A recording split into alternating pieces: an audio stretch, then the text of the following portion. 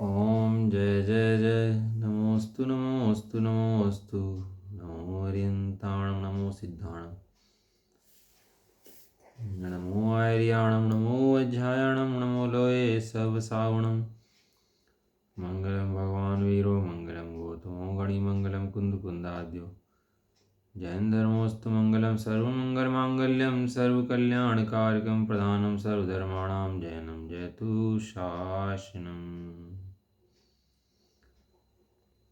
नमे समय साराय स्वानुभूत्या चकास्ते चित्स्वभावाय भावाय सर्वभावान्तरचिदे वन्दितु सर्वसिद्धे धूमचर्मणोऽहं गतिं पत्ते ओच्छामि समय पाहुड मणिमो सुधकेवली भणिदम् जियो चरित दंसनाटिठ्ठदो तमी संयम जान गलकम पदे सिठिदम चतम जान पर समयम एयत निश्चय गदो समो सवत सुंदरो लोये बंद कहायते तेण विसंवादिनी होदी सुध परिचिदानुभूदा सर्वस्वी काम भोग बंद कहा एयत तस्सुलंभो नरीणसु विहतस्य तमेयत वियत्तं दायेयमप्पणो सव्यवेण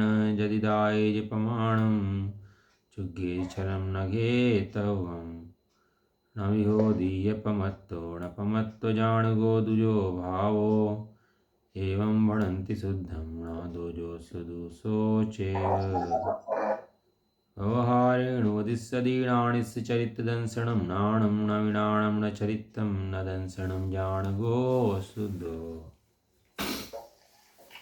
हाँ, श्री समय सार जी ग्रंथ चल रहा है अपना, और इसके अंदर हमारा चल रहा है जीव अजीव अधिकार। जीव अजीव अधिकार चल रही थी अपनी बात कि ये जो सब अध्यवसान आदि भाव हैं ये सब जीव के हैं, इस प्रकार जितेंद्र देव ने कहा है। ऐसा नहीं कहा, जिनवाणी के अंदर ही कहा गई है ये बात। लेकिन जो कही गई है बात वो कही किस अपेक्षा से गई है? वो कही गई है व्यवहार की अपेक्षा से। कैसे कही गई है? व्यवहार की अपेक्षा से कही गई है वो बात निश्चय की अपेक्षा से नहीं कही गई है। कोई बच्चा हो उसे कहो कि गधा है, या किसी व्यक्ति को कहो तो गधा है क्या, कुत्ता है क्या, तो वहाँ व्यक्ति गधा कुत्ता नहीं हो गया, लेकिन अपेक्षा समझता है कि मुझे गधा क्यों कहा, कुत्ता क्यों कहा, कुछ काम ऐसा किया होगा गधे वाला जिसलिए गधा कहा गया। वहाँ व्यक्ति गधा नहीं हो गया, उसके काम को देख के कहा गया है कि वो गधा है। ऐसे यहाँ पर इस जीव का जो उपयोग है, देखो दो चीज़ें होती हैं, एक होता है योग, एक होता है उपयोग। क्या होती हैं दो चीज़ें? योग और उपयोग। योग के कितने भेद हैं? तीन, मनोयोग, वचन योग, काय योग। हाँ, मन योग वचन, बहुत बढ़िया, वो काय योग। और उपयोग के कितने भेद हैं?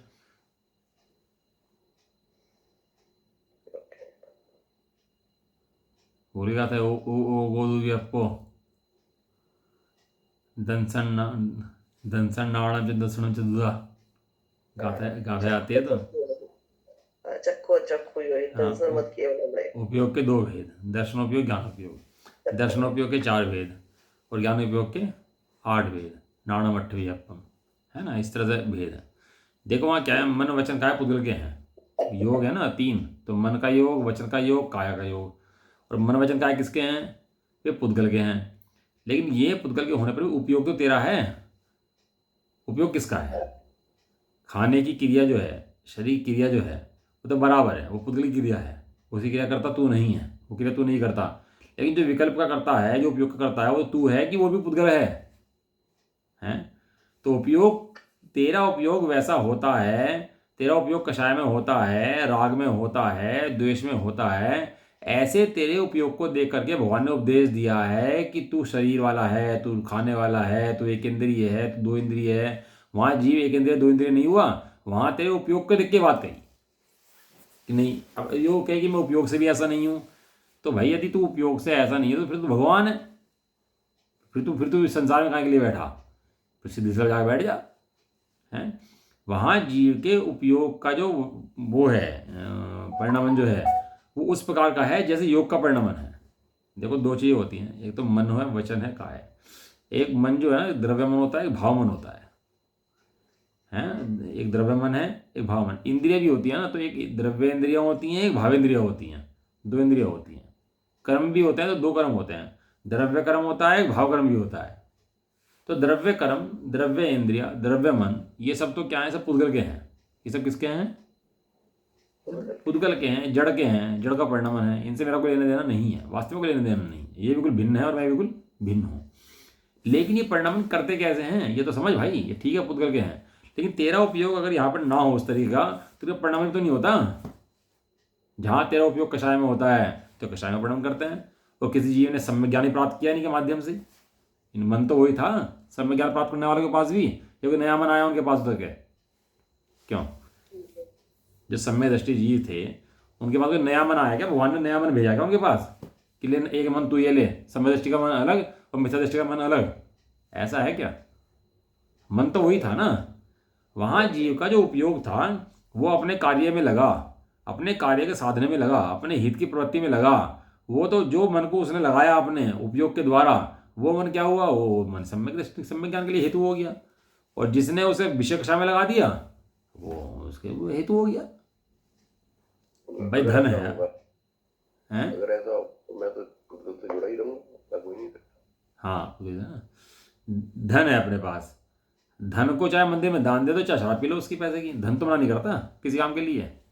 लेकिन वहाँ जीव का उपयोग कैसा है वो काम करता है पीछे बैठ के। धन तो धन है, धन तो जड़ है, धन तो नहीं कहता मेरे से कुछ करो। ऐसी मन है, वचन है, काया है, इंद्रिया में हमें तो कुछ नहीं कहती कि कुछ करो। लेकिन ऐसा होने के बाद ही परिणमन कैसे करती हैं कि ये जीव का उपयोग निमित्त होता है इसके अंदर।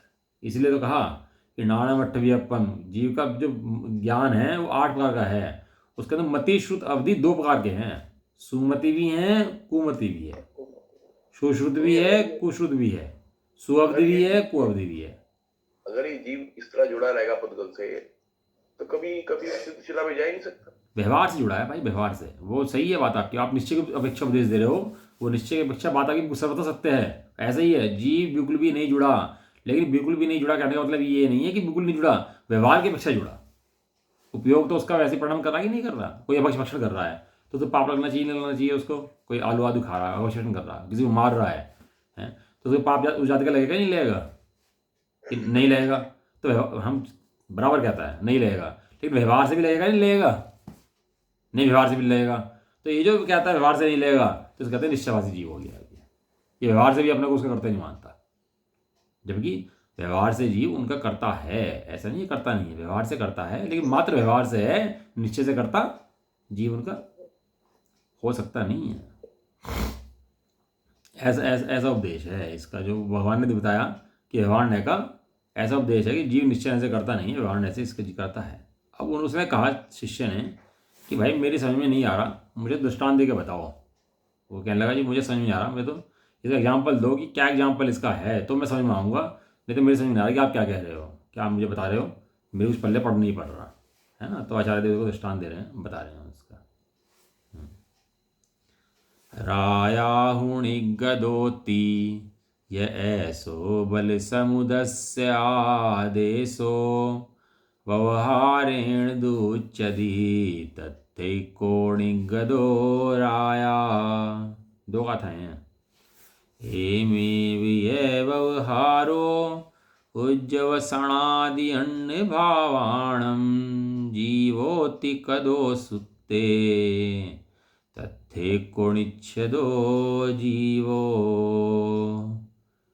निर्गमन से नृप का हुआ निर्देश सैन्य समूह में व्यवहार से कहलाए यह पर भूप इसमें एक है त्यों सर्व अध्यवसान आदिक अन्य भाव जो जीव हैं शास्त्रन किया व्यवहार पर वहाँ जीव निश्चय एक है।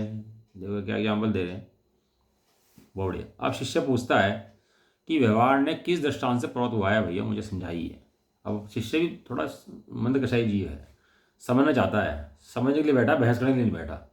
बात समझ में नहीं आ रही, वो बात तो ठीक है, लेकिन बारंबार पूछता है कि इसका आचार्य देव एग्जाम्पल देकर बताओ मुझे, क्या मेरे समझ में नहीं आई। आप जो कह रहे हो कि व्यवहार जीव और जो पुद्गल हैं ये एक हैं, आप कह रहे हो व्यवहार से हैं, तो मेरे समझ में नहीं आया व्यवहार से एक कैसे होगी, दोनों ये दोनों व्यवहार से एक कैसे होगी हैं। जब दो, या तो उन्हें अलग अलग कहो या एक कहो, आप अलग अलग भी कह रहे हो और एक भी कह रहे हो, तो एक कैसे हो गए हैं। पानी रखा गर्म है, गर्म पानी रखा, खोलता पानी रखा, उस पानी को पी लेंगे क्या हम? पी सकते हैं उस पानी को? बिल्कुल भी नहीं। लेकिन उसकी पीने की व्यवस्था है। क्या व्यवस्था है उसकी? कि आप उसके स्वभाव को जानते हैं और स्वभाव को जानने के बाद उसको थाली में लेते हैं, थाली में घेरते हैं और ठंडा करते हैं और पी लेते हैं। जानते नहीं जानते स्वभाव को उसके? यदि स्वभाव का ज्ञान ना हो तो रोते रहेंगे हैं। उसको गर्म ही अगर मान लिया सर्वथा तो रोते रहेंगे उसको देख देख कर ही, वो पी नहीं पाएंगे उस पानी को उसके बाद। और स्वभाव का ज्ञान था तो फटाफट थाली में घेरा, ठंडा करा, स्वभाव उसका प्रकट हुआ और पी लिया। अब वो कहो नहीं स्वभाव ही था तो गर्म पी लिया भाई, पी लो, तो स्वभाव था तो। लेकिन उस गर्म काल के अंदर भी स्वभाव ठंडा था। पानी तो गर्म था, पानी कैसा था? गर्म। लेकिन स्वभाव कैसा था? स्वभाव ठंडा था। हाँ, ये देखो बड़े समझने की बातें हैं, ये समझ में आ जाए तो पर्यायों से जीव रागी द्वेषी मोही वर्तमान में है, लेकिन स्वभाव से नहीं है। तो भगवान ने क्या करा? भगवान ने स्वभाव समझा और राग द्वेष मोह का अभाव कर दिया। ऐसी व्यवस्था यहाँ पर है कि जीव राग द्वेष संसार में है, लेकिन स्वभाव से ऐसा नहीं है। स्वभाव से बिल्कुल सुख का कंद, ज्ञान का कंद, अखंड ज्ञान, घन पिंड, एक आत्मा है, कोई रंच मात्र उसके अंदर भी मिलावट नहीं है। वो तो कर्म, जैसे अग्नि के संयोग से जल गर्म हुआ है, ऐसे कर्मों के संयोग से जो जीव है वो मोही राग द्वेषी दिखता है, वास्तव में स्वभाव से मोही राग द्वेषी नहीं है। देखो आज तक क्या हुआ, जीव मोह के कारण अपने को मोही राग द्वेषी मानता रहा। आज तक क्या क्या चला, कहानी क्या चली कि है तो जीव आत्मा एक अखंड, लेकिन अपने को क्या मानता रहा? अपने को सदाकाल रागी द्वेषी, देह वाला, इंद्रिय वाला ऐसा मानता रहा। और ऐसा जान करके परिणामों में सुख दुख इसके सदाकाल चलते रहे, राग द्वेष का कभी रुका नहीं। लेकिन आज महाभाग्य को देते समय सार आदि ग्रंथों की रचना हुई, जिसमें यह दिखाया कि हे जीव तो ये सब नहीं है, राग द्वेष मोह वाला तू नहीं है, तो इन राग द्वेष मोह के काल में भी इनसे रहित शुद्धात्मा है। क्या शुद्धात्मा? जो अनादिकाल से शुद्धात्मा ही रहा, अन्य रूप कभी हुआ ही नहीं। अनादिकाल से मैं कैसा रहा? मैं शुद्धात्मा ही रहा। पर्याय के अंदर बहुत विकार आए, पर्याय के अंदर बहुत राग हुए, अब भी हो रहे हैं, हीनता भी हो रही है, सब हो रही है, लेकिन मेरे अंदर कुछ नहीं हुआ है।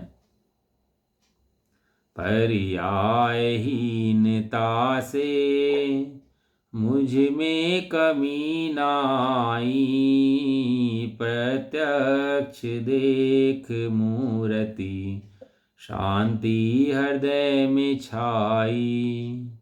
पर्याय तो हीन हुई लेकिन मैं हीन नहीं हुआ। पर्याय में तो विकार हुआ लेकिन मेरे अंदर विकार नहीं हुआ।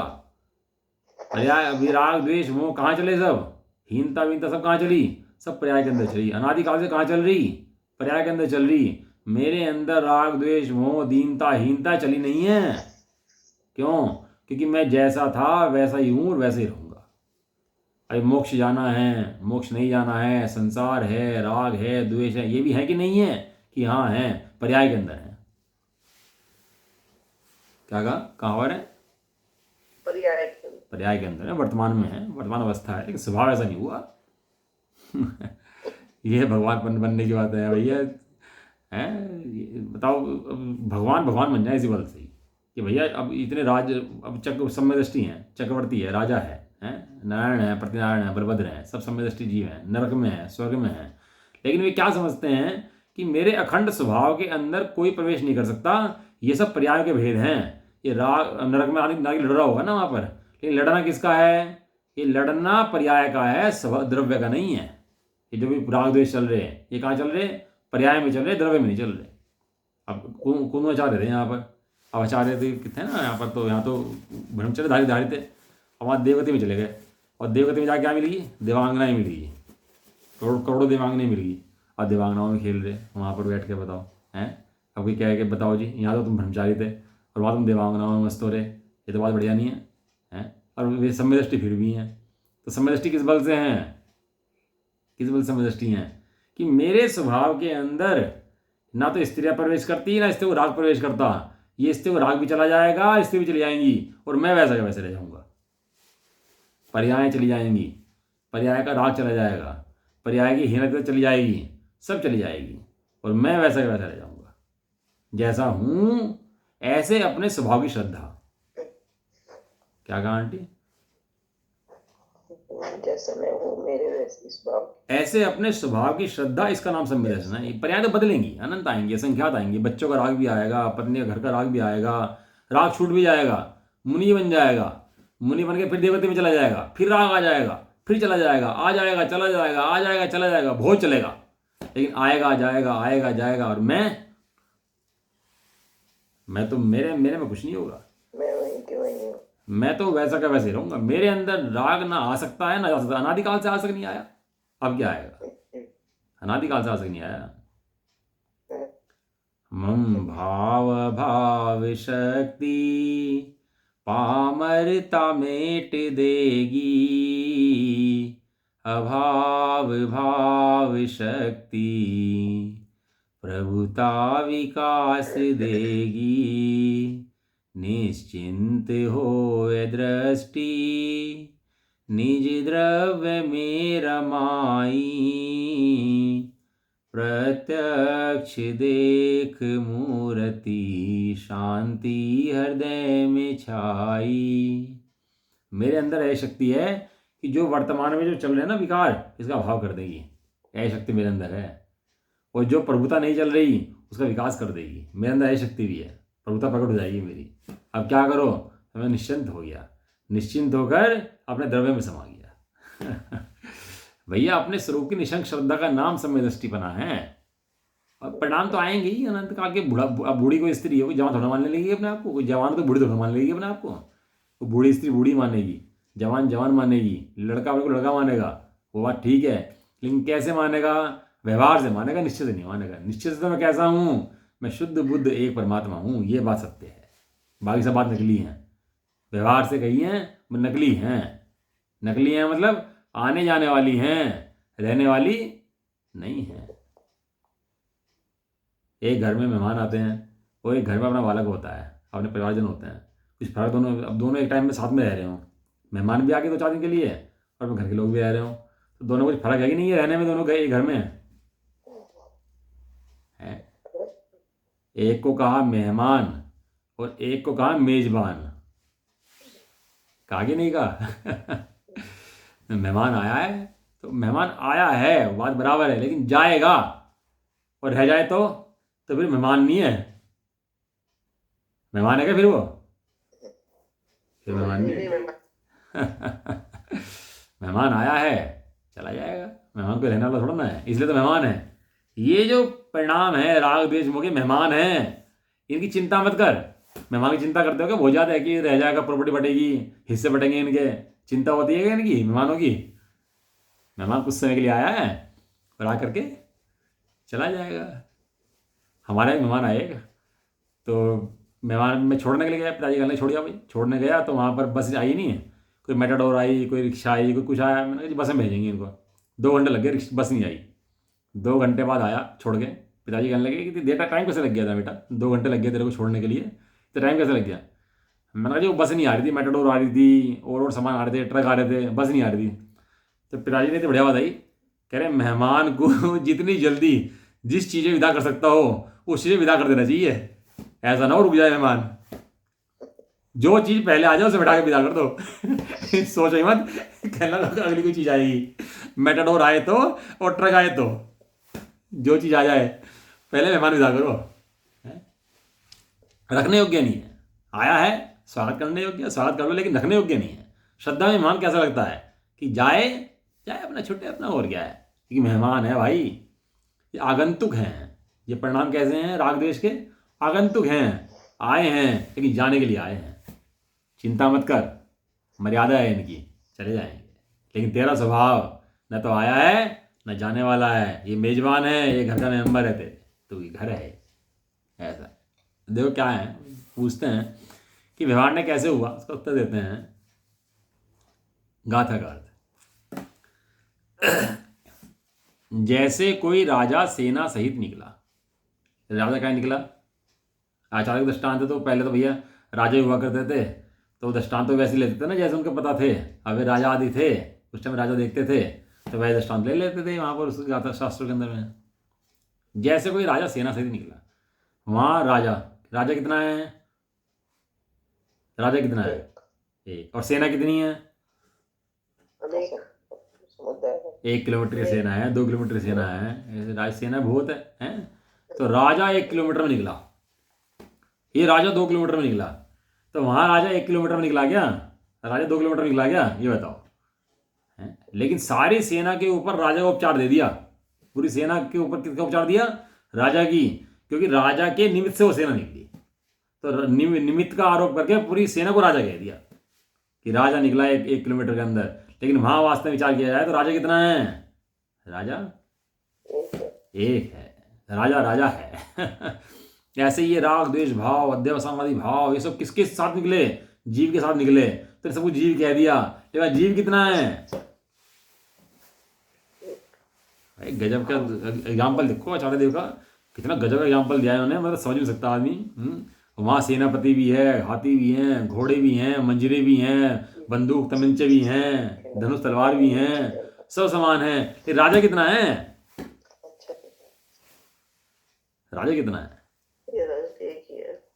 अपने साथ जो राग द्वेष लगे हुए हैं, पूरी ये लगी हुई है, पूरे बीवी बच्चे लग गए, पत्नी लग गई, ये लग गया, घर मकान लग गए, पैसे लग गए, तू कितना है?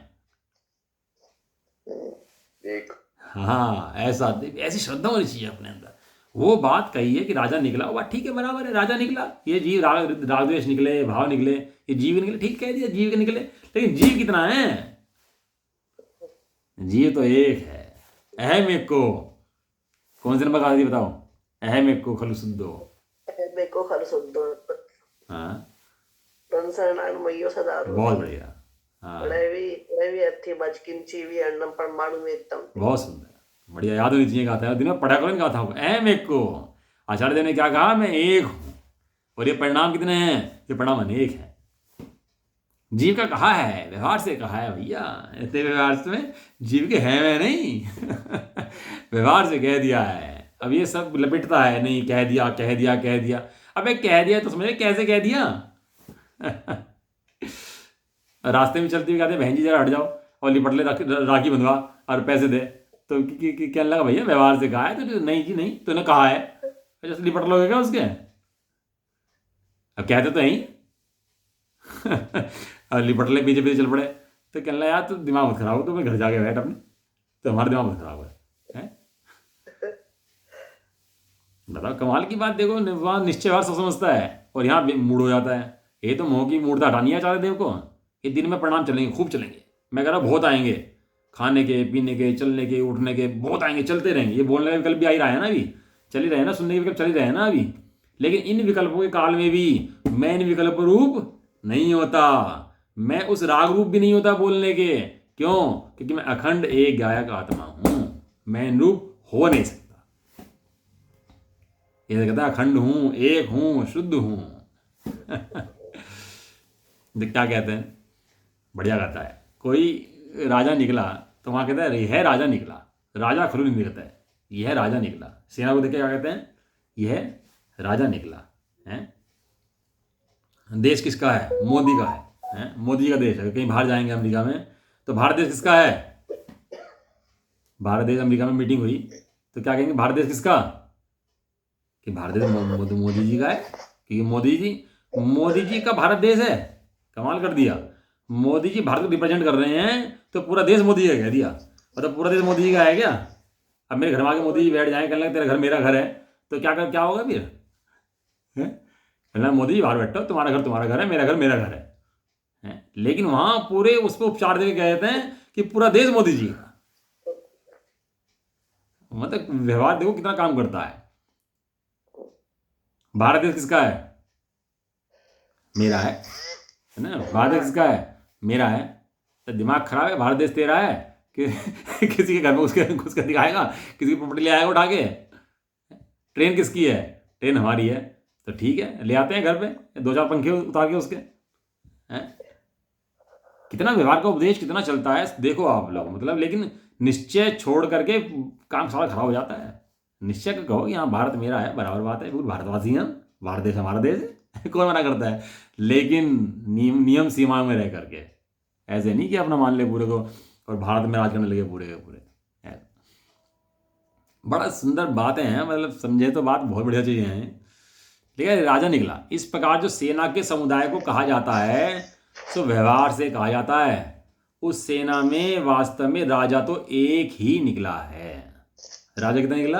राजा तो एक ही निकला है। अब खाएगा राजा, खाएगा कौन? पूरी सेना खाएगी तो राजा का पेट भर जाएगा क्या?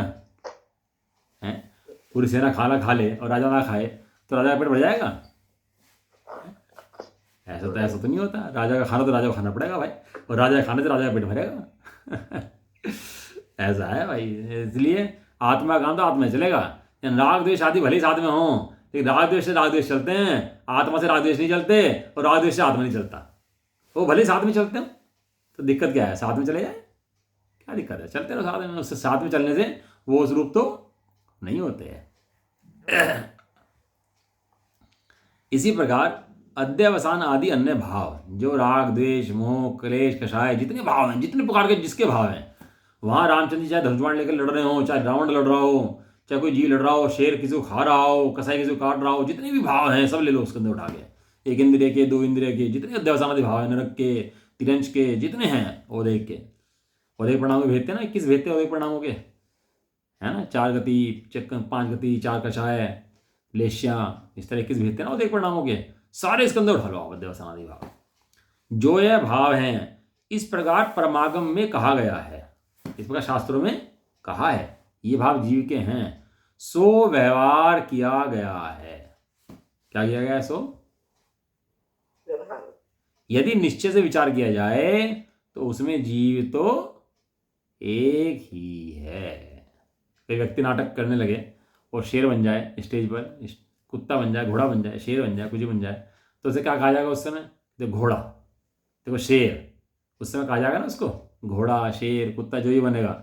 लेकिन जो व्यक्ति बैठे हैं सामने वो जानते हैं कि घोड़ा शेर इसके वर्तमान स्वांग को देख के कहा जा रहा है, वास्तव में घोड़ा शेर कुत्ता नहीं है, ये तो व्यक्ति है। देखो टीका पढ़ लेते हैं इसकी, बहुत सुंदर टीका है। टीका जैसे ये कहना कि राजा 5 योजन के विस्तार में निकल रहा है। राजा कितने विस्तार में निकल रहा है? 5 योजन, यानी 20-30 किलोमीटर का राजा निकल रहा है। तो राजा का साइज तो है 7 फुट का, 8 फुट का, 10 फुट का, और राजा को बता रहे 5 योजन में निकल रहा है। तो राजा 5 योजन थोड़ा हो जाएगा उससे? राजा 5 योजन का नहीं होता। सो यह व्यवहारी जनों का सेना समुदाय में राजा कह देने का व्यवहार है। ये व्यवहारी जन सेना का समुदाय को राजा कह देते हैं, ये व्यवहार है, क्योंकि एक राजा का 5 योजन में फैलना अशक्य है। एक राजा 5 योजन में फैल नहीं सकता, उसके 5 योजन कहना व्यवहार है। परमार्थ से तो राजा एक ही है। परमार्थ से राजा कितना है कि वास्तव में विचार किया जाए तो राजा अनेक नहीं है, राजा तो एक ही है। सेना राजा नहीं है। उसी प्रकार यह जीव समग्र राग ग्राम में राग के स्थान में व्याप्त होकर पर्वत रहा है। ये जीव कहाँ पर्वत रहा है? जैसे राजा सेना में व्याप्त हो रहा था, पूरी सेना में राजा की जय जयकार हो रही थी, पूरी सेना अपने को उस राजा का अधीन मान रही थी, ऐसे ही क्या हुआ कि इस जीव के साथ में जो राग हैं वो साथ में किसके हैं? वो साथ में जीव के हैं। जैसे सेना राजा के साथ चल रही थी, ऐसे राग जीव के साथ चल रहा है। हाँ, जीव राग ग्राम में व्याप्त होकर पर्वत रहा है, ऐसा कहना वह व्यवहारी जनों का अध्यवसन आदि भावों में जीव कहने का व्यवहार है। ये व्यवहारी जन ऐसी बातें करते हैं, कहते भी हैं, वैसी बात नहीं है। मति ज्ञान किसका? जीव का। शुद्ध ज्ञान किसका? जीव का। अवधि ज्ञान किसका? जीव का। मन परिज्ञान किसका? जीव का। केवल ज्ञान किसका? जीव का। लेकिन ऐसा सब ज्ञान होने पर भी जीव क्या? जीव ज्ञान स्वरूप है, मतिश्रुत आदि रूप नहीं है। ये मतिश्रुत जीव के नहीं है। मतिश्रुत तो कर्मजनित तो पर्याय हैं, जीव के पर्याय नहीं है। जीव तो ज्ञान में है, जीव तो मात्र ज्ञान में। देखो मति के आगे ज्ञान लगा, श्रुत के आगे ज्ञान लगा, अवधि के आगे ज्ञान लगा, मने परे के आगे ज्ञान लगा और केवल के आगे ज्ञान लगा। मति श्रुत अवधि मने परे केवल तो बदलेंगे लेकिन ज्ञान नहीं बदलेगा, ज्ञान तो वही का वही रहेगा। इसलिए बाद में सब ज्ञान लगा, और ज्ञान है तो सब ये हैं, और ज्ञान न होते कोई भी नहीं है इनमें से, इसलिए इनका सबके ज्ञान लगाया। ऐसा कहना व्यवहारिक जनों का देवसानादि भावों में जीव कहने का व्यवहार है, क्योंकि एक जीव का समग्र राग ग्राम में व्याप्त होना अशक्य है। ये लाइन अंडरलाइन कर लेना, वो लाइन बहुत इंपॉर्टेंट है। क्या लिखा, पढ़ना भूपा जी एक बार। आवाज आ रही नहीं आ रही भूपा जी, आवाज आ रही है? अच्छा दूसरा मोबाइल होगा, डिवाइस दूसरी है। ये लाइन जो है ना, एक जीव का समग्र राग ग्राम में व्याप्त होना अशक्य है, ये लाइन अंडरलाइन करके लिख लो अपने पास। ये बहुत इंपॉर्टेंट लाइन है। शास्त्र में भी, शास्त्र लेके बैठो, कच्ची पेंसिल लेके बैठ जाओ और जो इंपॉर्टेंट अंडरलाइन कर लो उसको। क्या लिखा, एक जीव का बोलो, एक जीव का हाँ समग्र राग ग्राम में समग्र राग ग्राम में व्याप्त होना असंभव है। व्याप्त होना संभव है। हाँ ये राग तो है, बहुत उठेगा, बहुत आएगा, बहुत जाएगा, लेकिन जीव इसके अंदर व्याप्त नहीं हो सकता। क्यों? क्योंकि जीव एक है, और व्याप्त हो रहा तो अनेक होना पड़ेगा, इसको टूटना पड़ेगा, बदलना पड़ेगा जीव को। जबकि ना तो जीव टूटता है ना जीव बदलता है। राग तो आएंगे, आ जान दो, जो आता है उसे आने दो, जो जाता है उसे जाने दो। आ जाओ, वेलकम, चले जाओ भीड़कम, बस। कोई आकुलता नहीं, मेरा कुछ बिगाड़ने में समर्थ नहीं है, मेरा कुछ बिगड़ता।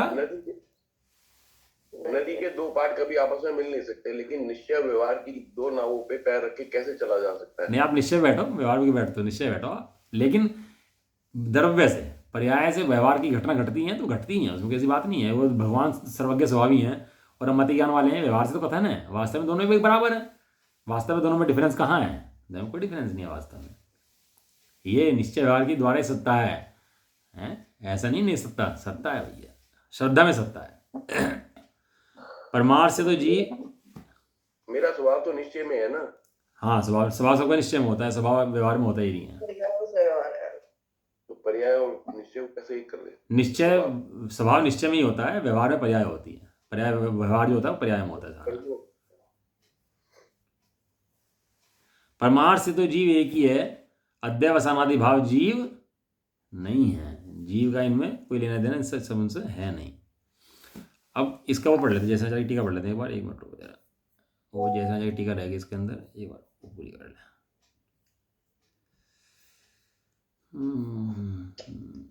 हाँ जी, उत्थानिका। अब व्यवहार ने किस दृष्टांत से प्रवृत्त हुआ यह बतलाते हैं। पढ़ोगे क्या? तात्पर्यवर्ती टीका, गाथा नंबर 52 और 53 पढ़ो जी।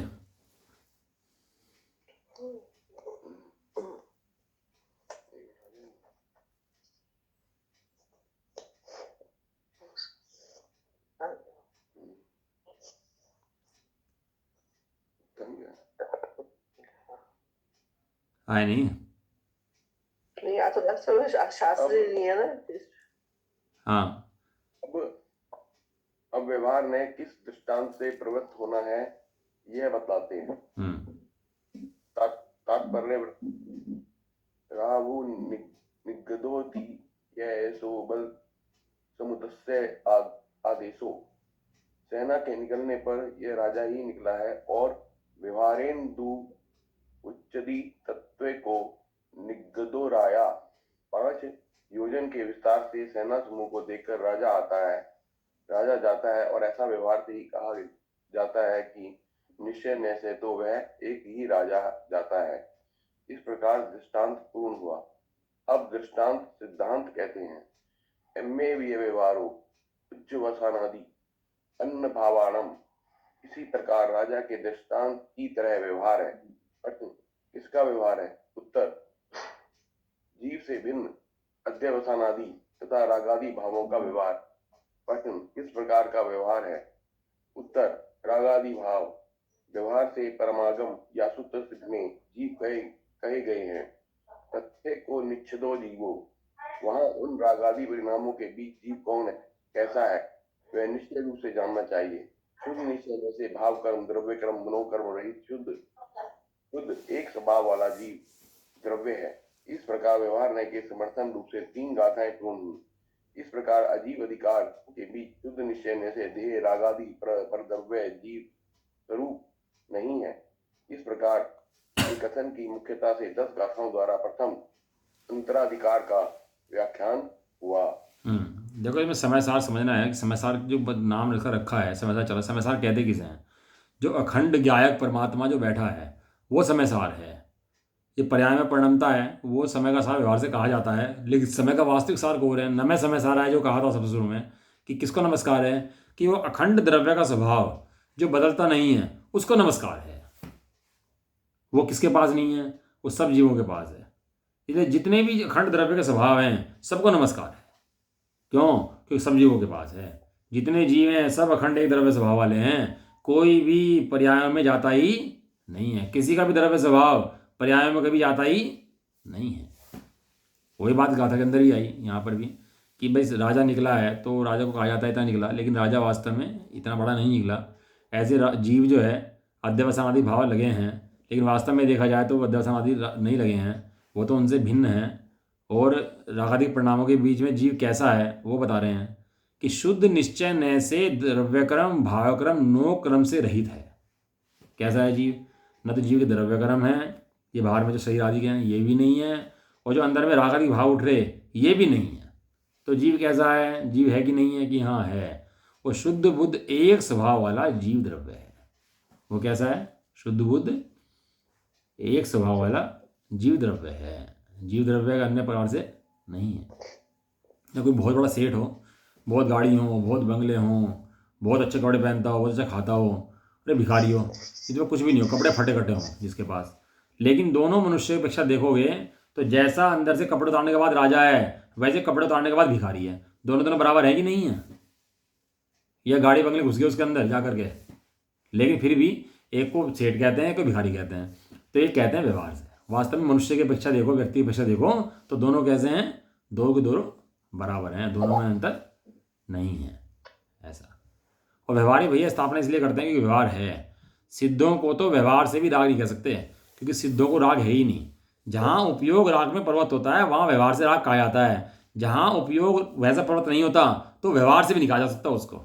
अब सिद्धों को तुम व्यवहार से भी रागी सिद्धि नहीं कह सकते, कि सिद्धों के अंदर राग होता ही नहीं।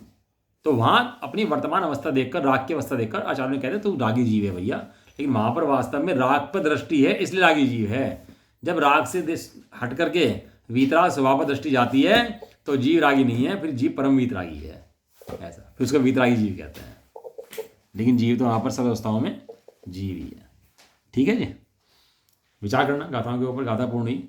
अब कल से एक बहुत इंपॉर्टेंट गाथा चलेगी।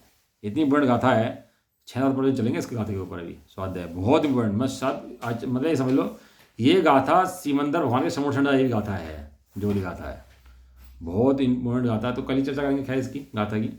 तो कल करते हैं अरसम गंधम वाली। और गाथा इतनी इंपॉर्टेंट है, कोई मुमुक्ष समाज में ऐसा व्यक्ति नहीं होगा जिसे गाथा याद नहीं होगी। गाथा में अरसम रूपम गंधम अवत्तम चेतना गुण सद्दम जान अलिंगणम जीवम निर्दिष्ट संठा। ठीक है, कल करते हैं चर्चा। बहुत इंपॉर्टेंट गाथा है। निज निधि